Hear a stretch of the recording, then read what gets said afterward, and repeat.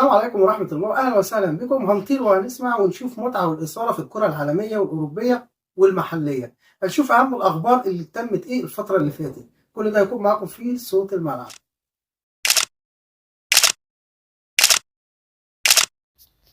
النجم الاسباني الموهوب الحريف نجم برشلونة لامين يامال حديث صحفي كبير مع النجم الفرنسي السابق تري هنري سأله عن سر التألق في برشلونة. قال له ده لان انا بستمتع بالكورة وانا بلعب، وبالتالي بحب ان الناس هي كمان تستمتع. وكمان قال له السنة دي برشلونة محققة انجازات كبيرة جدا خصوصا في الدوري الاسباني وبطولة اوروبا والكاس. وقال له كمان احنا لسه ما حققتش اي حاجة، لسه قدامنا كتير جدا، وانا زي ما قلت لك في الاول والاخر انا بستمتع بلعب الكوره وواثق جدا في زمايلي، واحنا بذلنا جهد كبير جدا السنه دي عشان نوصل للمستوى ده، وكنا حاسين فعلا ان احنا قربنا نعمل انجازات، واتمنى احقق كل البطولات مع فريقي ولكل الجماهير اللي بيحبها.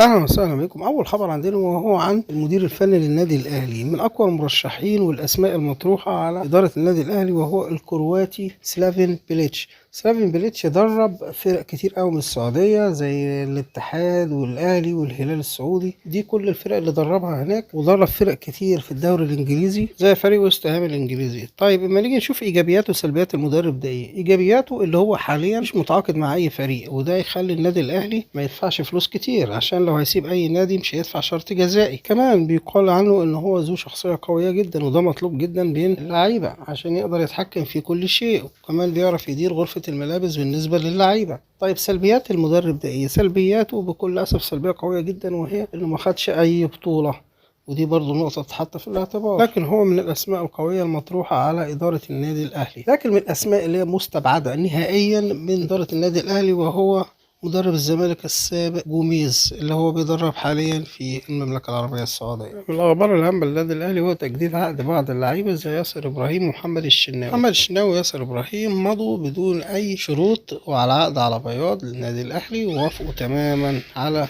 التجديد.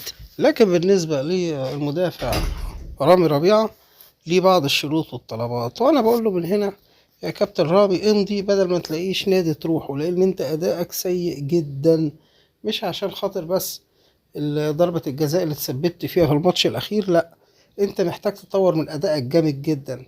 سيبك من الناس اللي بتقولك أقوى مدافع والكلام الحلو ده، لا لا لا، أنت لازم تشغل مخك شوية في الملعب، لأن أنت فعلا أدائك لازم يتطور.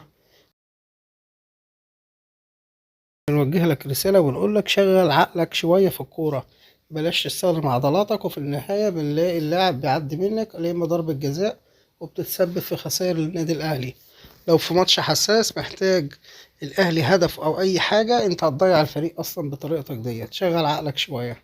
نروح لأخبار الزمالك ونسيب أخبار الأهلي دلوقتي. الزمالك بيحاول يجهز النجم أحمد الجفالي عشان يلعب مباراة البنك الأهلي المقامة يوم الاثنين. معانا خبر مهم جدا بالنسبة لنادي الزمالك. الزمالك حاليا بيدور على مدرب خلفا لبيسيرو، لأن كلنا شفنا أداء بيسيرو كان سيء جدا، عشان كده أقوى المرشحين وهو النجم السابق طارق مصطفى. أقوى المرشحين محليا هيكون طارق مصطفى. كلنا عارفين ان الزمالك عنده ماتش مهم مع البنك الاهلي، والبنك الاهلي متألق جدا الفترة اللي فاتت، فاداء بيسيرو كان سيء، وده اللي خلى مجلس ادارة الزمالك يشوف البديل. هنسيب